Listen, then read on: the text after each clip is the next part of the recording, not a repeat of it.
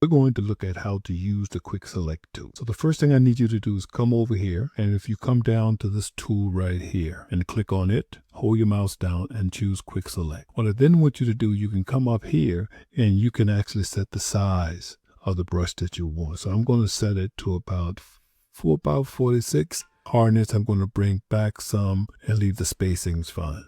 And then what I'm going to do is I'm going to select the background here. Come over, just click and drag the background like so. What I'm then going to do is I'm going to come up to, and I'm going to choose inverse. That will inverse my selection. I'm then going to choose selected mask. You then need to come over here and you can play with the radius if you want to a little bit. You can make the side smooth if you want to, but I'm happy with the way it looks there. I'm going to come down here, choose selection, and then go new layer with layer mask, and okay. Now to export that out, you need to go to File, and I'm going to say come down to Export, and let's come down to Save for Web. And here you can set the size that you want, and once you've set the size that you want, then just click Save on your document. And that is using the Quick Select tool in Photoshop.